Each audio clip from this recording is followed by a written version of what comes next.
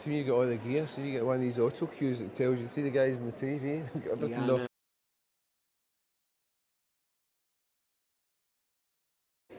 Introduce today's live stream. livestreamscotland.com.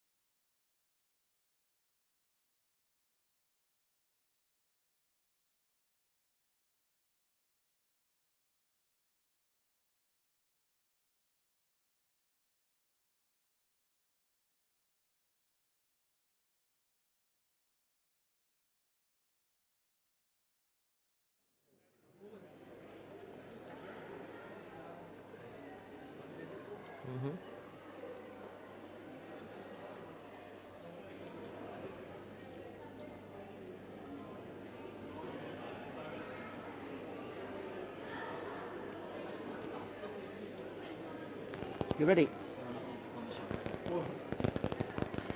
Good afternoon, people. For today's live stream from Shawlands Arcade. This is the Art Village, and this is Patrick, one of the co-founders and director of the Art Village. Just like you tell us a wee bit about it, Patrick, please. Sure. Art Village is a collection of art galleries that have been put together inside disused shops in order to bring people into back onto the high street to help reverse urban decline. Yeah.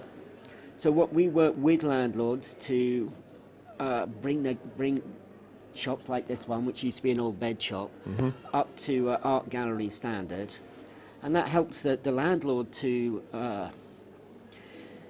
let the property to any business that would then want to move in, but also to create the people coming into the centre that will then make it good for other businesses to begin to think about relocating in the high street. And what kind of numbers have you noticed any increase in the numbers since you started this? Well, since we've been here, we've had just over 25,000 people have come to visit the shops. Which has got to be good for business. Oh, so it's like footfall, isn't it? I suppose That's a lot more increase. So, so the artists are. I mean, there's a lot of art in here. There's a lot of area.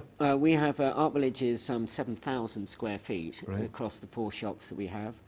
We have on display the work of roughly 130 or so different artists, and we have about 2,500 different artworks. Yeah. And all of this artwork was made here in Scotland. So it's all local. It's all local artists. It's all Scottish art. It's all Scottish art. Yeah. So I mean, you've got sculpture here as well, and you've got this jewellery in it as well, isn't there? And as well as the kind of the wall art. Yes, there's glass, there's ceramic.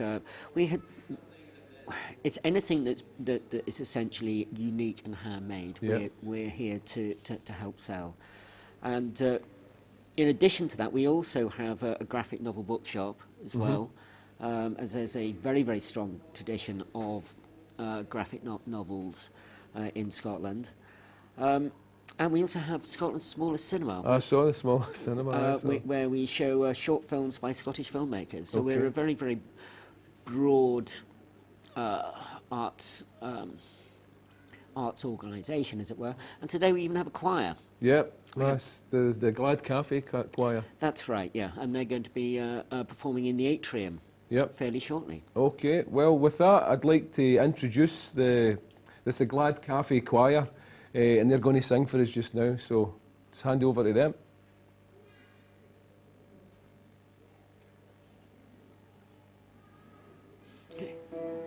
Good man. Good link. Mango, mango, mango, mango.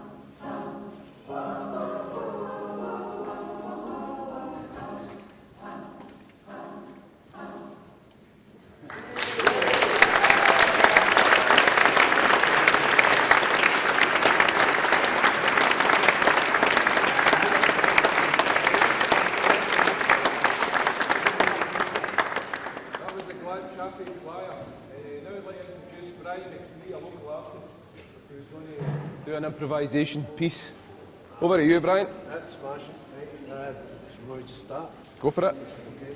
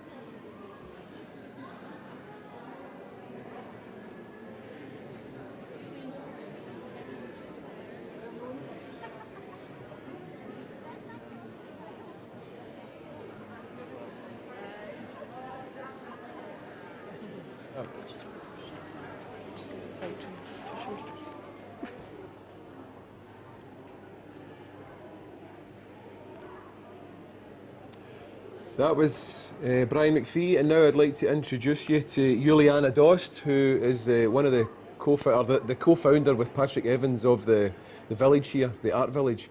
I'd just like to ask you a few questions on it, Juliana. Sure. What was the inspiration behind you? Really, there's three main issues that Patrick and I sort of identified.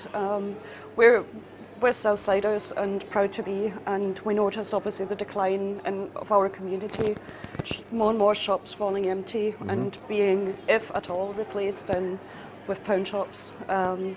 So it was wanting to bring something to the area to improve the community and the life that we have here.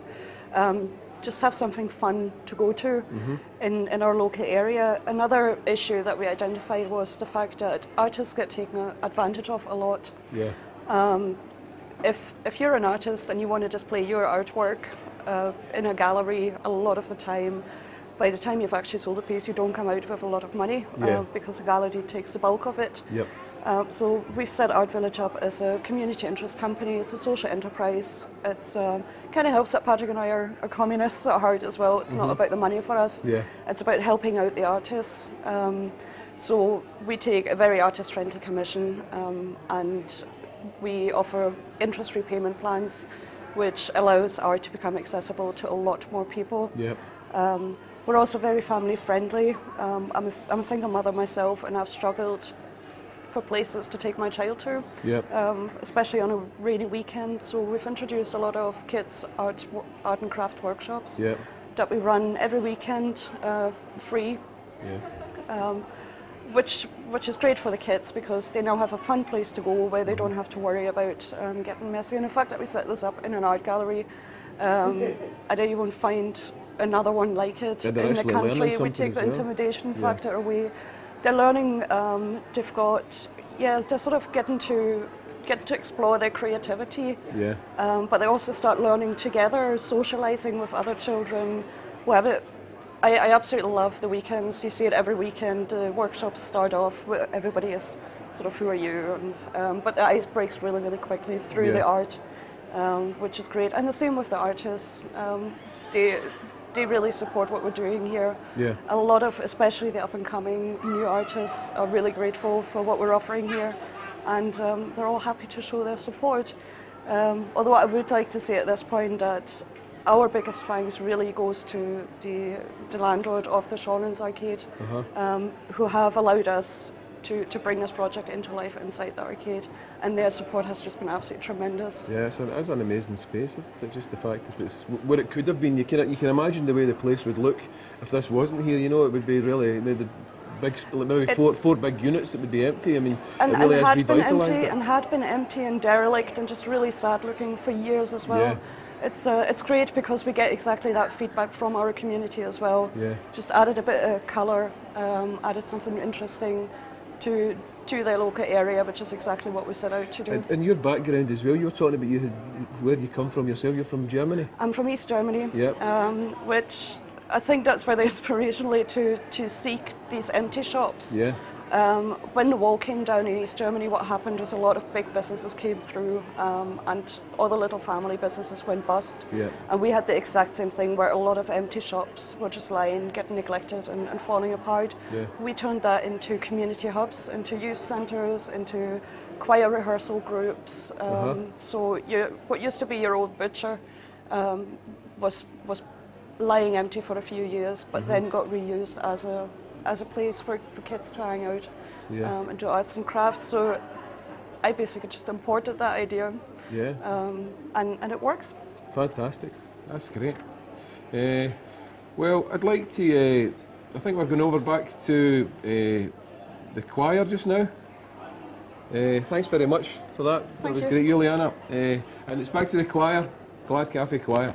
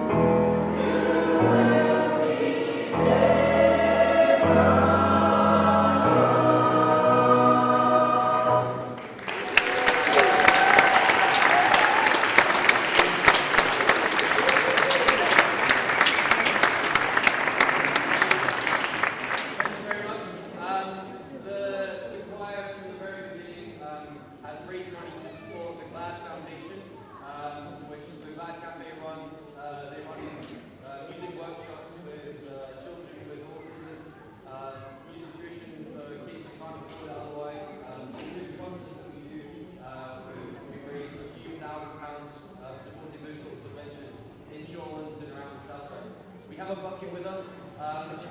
Any donations welcome, and we'll be put to good use. We're going to sing a couple more songs for you. The next one is Only Love Will Break Your Heart. This song was made famous by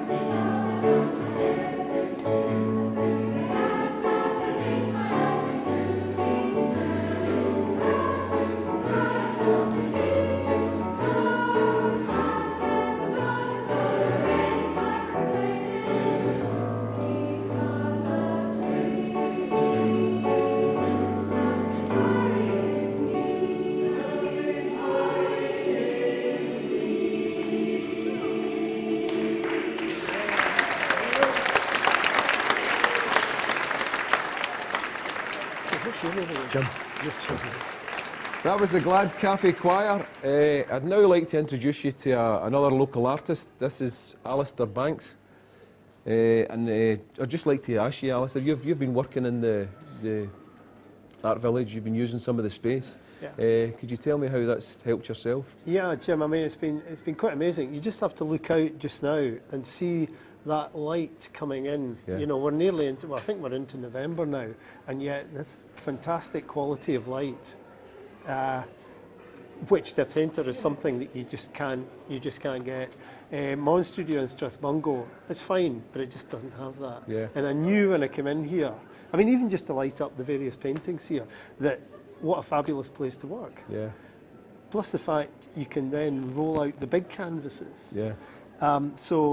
And I think seeing people coming in, which is what I'm really trying to, it's as much a process of communication with just people coming in, have a chat, look at the pictures. They're not necessarily going to like the pictures, doesn't matter. Talk about what we were saying, the creative process is just terrific. And of course, you play it off, I don't know how many paintings we've got here, but a heck of a lot of paintings. It's a lot of surface area, isn't it? It's a huge surface area.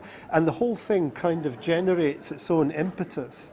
I mean, I've had people coming in, and I've been working away in a big brush, big splashy painting, and they've said, oh, we'll go back and have another wee look, just down at the gallery down there.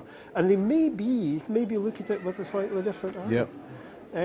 So it's been terrific. I mean, this is the end of my third week, I think, and it's just been such a revelation. Have you had a lot of people coming in and speaking to you while you're I working have. there? I mean, yeah. I mean, we know that the arcade isn't the busiest shopping centre in Glasgow, but it's amazing just how you see people going past and they think, well, hang on, what's that guy doing? You know, and then I've got my sign up. Come in for a chat. Doesn't matter. You don't have to be creative in any way or artistic, just and have a wee chat about it. See about it, yeah. As I say, not everybody likes the work. That's great. That's what art's about. Yeah. It's about provoking people. Yeah, provoking that kind of feeling. You know, Jim, there's nothing I like better than an argument with that. A wee bit of heckling, you know, and just saying, well, that's really, what are you painting like that for?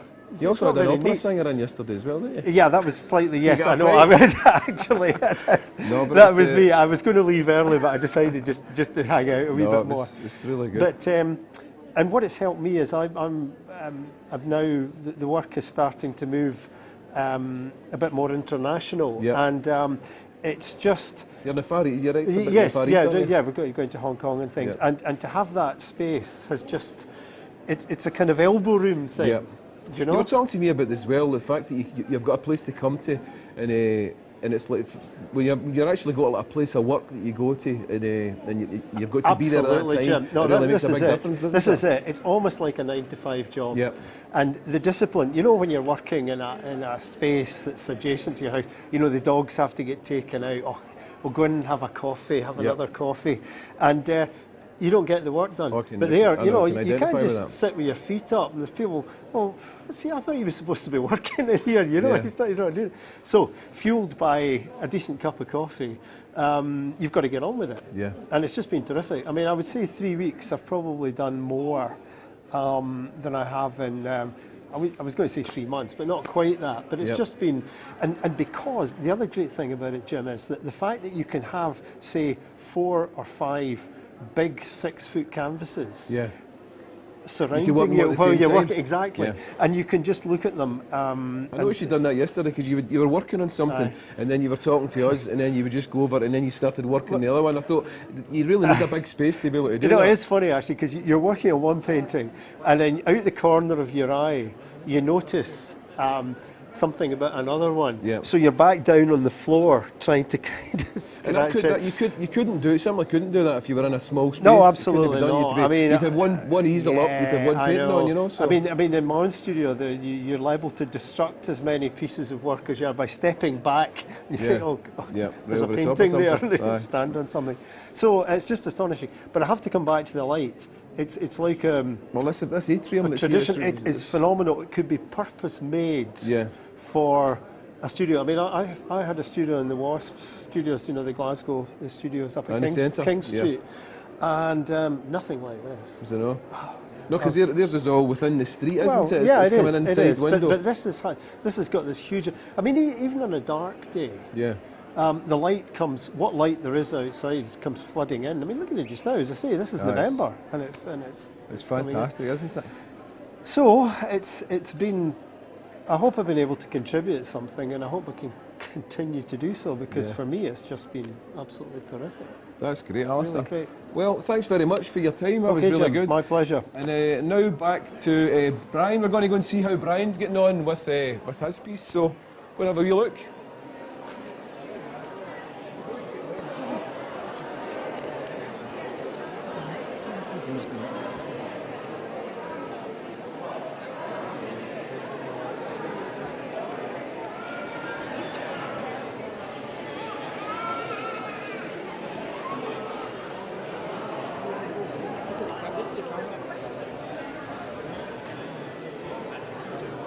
See you later, Alistair.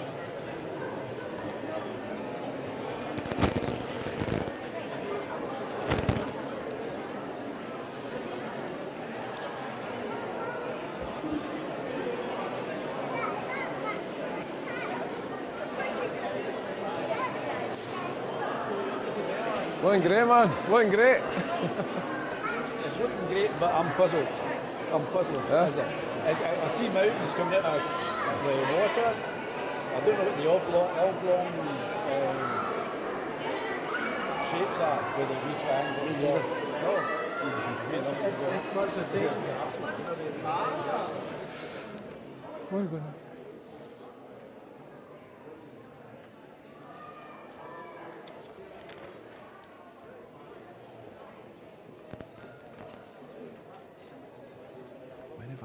When am I introducing the colour?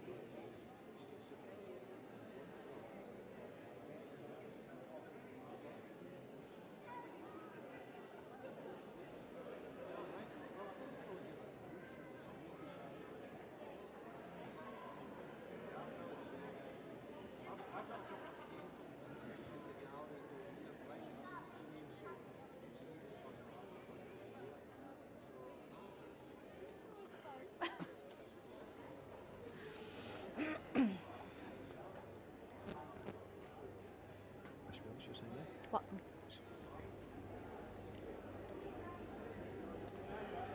Okay, I'd like to introduce you now to Ishbel Watson. She's another local artist doing the jewellery. Yeah. You teach jewellery as well, don't you, Yeah, Ishbel? teach classes here at the Art Village. Okay. Yeah. Could you tell me a wee bit about it, please? Yeah, we started up in July. It's something that myself and my business partner, Ailey, have had in mind for a long time. Through getting involved with the Art Village, we've been able to actually make this a reality. So they've given us the space to set up our business, the Makers Workshop, where we run various classes. We've got kind of one-off taster, silver jewellery making classes, as well as longer courses that we do. We also do kind of jewellery making parties and classes for couples as well, so they can kind of make their own wedding rings and things like that. Okay. So yeah, it's great. So is there kids? There's young people coming in as well? For the silver jewellery making classes, it tends to be 16 years and above, just because we're playing with fire, literally, and hammers and kind of more dangerous kit. We do also do kind of beading workshops and things which are more marketed towards the kids. For the kids? Yeah. So is there you've been getting quite a lot of numbers in then? You've been quite a lot of people coming in? Yeah, it's gone really well. We started up in July, August, and we've now got quite a few regulars and people who are coming back. So a lot of the people who come off to do the one-off classes are then coming back to do the longer sort of 6-week courses. We've just finished our first block of that, and from there we've got now a kind of intermediate lot starting in January, Yeah. and it's the same guys kind of Great. repeating and coming. Do you need to hallmark all this kind of thing, like your work? Do you need to hallmark it or anything You like that? need Do to you hallmark it if you're selling it, yeah. you're For selling the it. sake of the classes, it's not necessary because Okay. they just tend to be making things for themselves and they're just learning. But for selling silver, yeah, absolutely. You send it away You to need to get send that it good away. I'm personally registered at the Edinburgh Assay Office, which is Okay. where they hallmark my work. Yeah, Great. so- So it's so you found it's been. So what about the space? Do you like this? Do you like the space? Yeah, Like the Alistair, space one of the is other fantastic. artists, was talking about the kind of light that's in it. Do you Yeah. find it's? It's really nice, I think, being able to actually make and work in an art gallery. Yeah. And it's a really lovely surrounding to have all this art around you. And it's also great for the students, I think, to kind of be there and be able to make things in such a beautiful space. It's just nice to be surrounded by, yeah. And do you think that do you feel that's kind of helped the creative kind of process yourself? Absolutely, Being involved with yeah. that, you know. Yeah, absolutely. It gives you ideas, kind of being inspired by everything, and because the art constantly changes, you've got new Yeah. things to look at. It's also great because we work up in, we've got all the jewellery around us, so we can show our students, for examples, if they're Yeah. kind of stuck Inspiration. for ideas. Yeah. Exactly. They can That's get inspiration from it. So. Great, Ishbel. Well, thanks very much. That was Okay. nice to meet you. Yeah, And I'd like to pass it over now. I think we're going to have the choir again. Again, it's the Glad Cafe Choir.